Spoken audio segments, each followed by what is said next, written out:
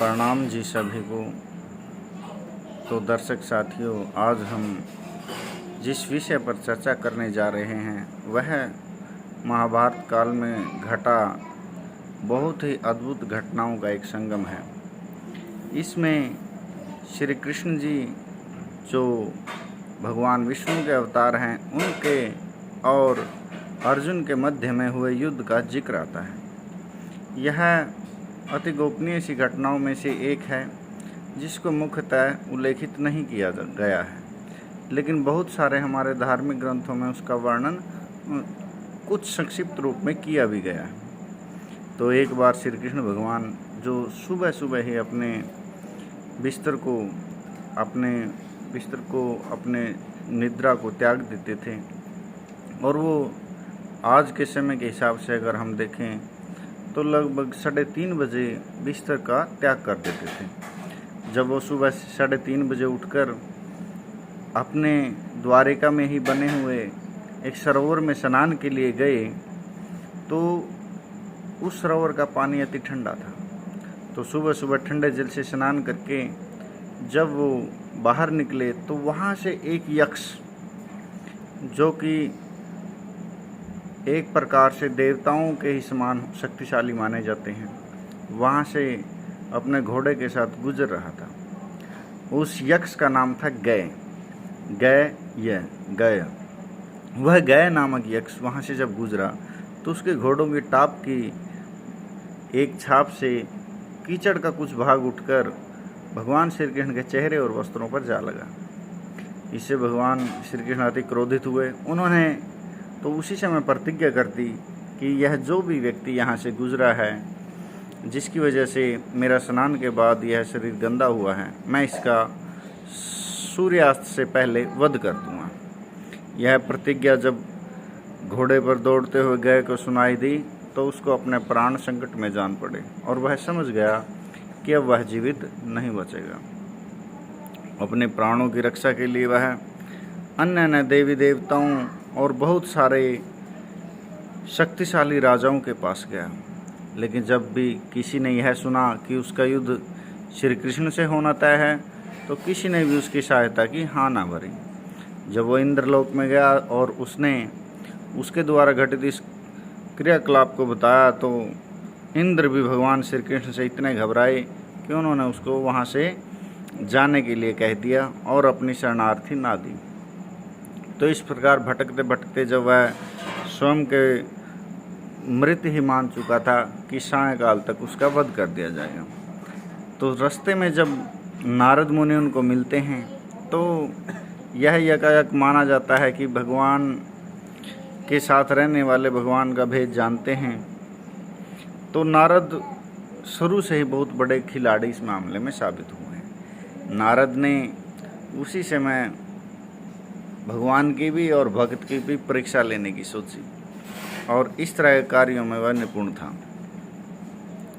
नारद ने गय नामक यक्ष को बताया कि एकमात्र इस पृथ्वी पर एक जो शख्स है जो तुम्हारी सहायता कर सकता है वह अर्जुन है, और उसको तुम कदापि यह भेद ना बताना कि तुम जिसके द्वारा मारे जाओगे उनका नाम श्री कृष्ण है, या फिर श्री कृष्ण भगवान ने तुम्हें मारने की प्रतिज्ञा की है। पहले उनसे वचन ले लेना और बाद में उन्हें श्री कृष्ण भगवान के बारे में बता देना। तो ऐसा ही हुआ। गय नामक यक्ष दौड़ता हुआ गया और अर्जुन का शरणागति हो गया। बोला, हे धनुर्धर, आप मेरी रक्षा कीजिए, मेरे प्राण संकट में हैं और आप शरणागत वत्सल हो।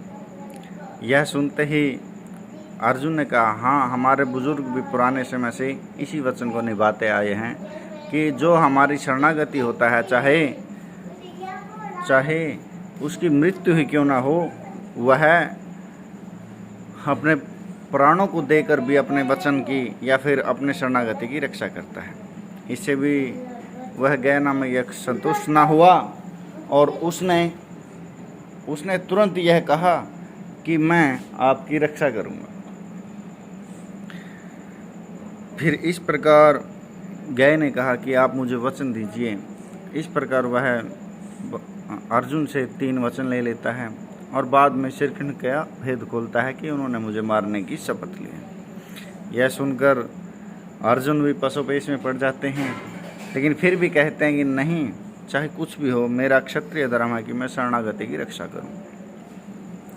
इतना होने के बाद भी जब श्री कृष्ण भगवान को पता चलता है कि उस गय नामक यक्ष ने अर्जुन की शरणागति ले ली है, तो वह वहाँ से अपनी सेना भेजता है और कहता है कि अर्जुन को कहला दो कि इसे हमारे हवाले करते हैं। जब वह सेना जाती है और इस प्रकार का अनुमोदन अर्जुन को करती है, तो अर्जुन इसका प्रतिकार करते हुए कहता है कि अब यह मेरा शरणागति है, मैं अपने प्राणों की आहुति देकर भी इसकी रक्षा करूँगा। तो उस सेना के मध्य और अर्जुन के मध्य युद्ध होता है, तो सेना को अर्जुन के द्वारा पराजित कर दिया जाता है। सेना में से घायल अवस्था में लौटे कुछ सैनिक श्री कृष्ण भगवान को अपनी हालत बताते हैं और कहते हैं कि अर्जुन तो अपने इस वचन के प्रति प्रतिबद्ध है। तो फिर श्री कृष्ण भगवान स्वयं तैयार होते हैं, अपनी सेना को तैयार करते हैं। तो वहीं पर उनकी बहन सुभद्रा भी होती है, जो श्री कृष्ण जी को अति प्रेम करती हैं और वह अर्जुन की पत्नी भी है। सुभद्रा जो श्री कृष्ण की बहन है, वो कहती है कि भैया आप युद्ध करने जा रहे हैं, चाहे वीर गति को कोई भी प्राप्त हो, आप या फिर मेरे पति, लेकिन क्षत्रिय धर्म हारना नहीं चाहिए। तो इस प्रकार के श्रेष्ठ वचन सुभद्रा के मुख से निकलते हैं कि क्षत्रिय धर्म जीतेगा, चाहे मृत्यु किसी की भी हो। तो इस प्रकार की राजपूत नारियों, क्षत्रिय नारियों को बार बार प्रणाम है, जो क्षत्रिय धर्म को, अपने धर्म को सर्वोपरि मानकर चलती हैं और इस प्रकार कभी भी धर्म के रास्ते पर चलते हुए विचलित नहीं होती। तो श्री कृष्ण वहाँ से चले जाते हैं और तब अर्जुन और श्री कृष्ण भगवान के मध्य युद्ध होता है। पहले सामान्य अस्त्र शस्त्रों से युद्ध होता है, जिसका तालमेल बढ़ते बढ़ते बहुत बड़े बड़े दिव्य अस्त्रों तक चला जाता है। अंत में श्री कृष्ण भगवान अपना सुदर्शन चक्र निकाल लेते हैं और अर्जुन भी भगवान शिव से प्राप्त अपना पाशुपत अस्त्र बाहर निकाल लेते हैं। जब इन दोनों अस्त्रों को निकला देखकर तीनों देवी देवता और सृष्टि में व्याप्त सभी तत्व भी घबरा जाते हैं और सारे देवी देवता आकाश में प्रकट होकर भगवान से और अर्जुन से बारंबार प्रार्थना करते हैं कि हे श्रेष्ठ पुरुषों, इन अस्त्रों को तुम ना चलाओ। अगर इनका आपस में टकराव होता है तो पृथ्वी, जल, वायु, अग्नि सभी तत्व तक समाप्त हो सकते हैं, तो आप इनका अनुसंधान ना करो। फिर अर्जुन और श्री कृष्ण अपने अपने वचन की प्रतिबद्धता बताते हैं।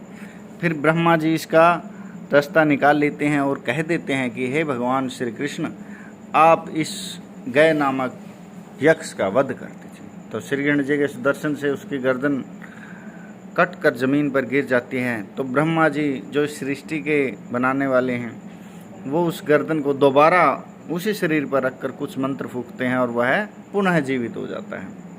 इस प्रकार अर्जुन और श्री कृष्ण दोनों के वचनों की रक्षा हो जाती है। तो बोलो श्री कृष्ण भगवान की जय हो। तो प्रणाम जी प्रिय दर्शक साथियों।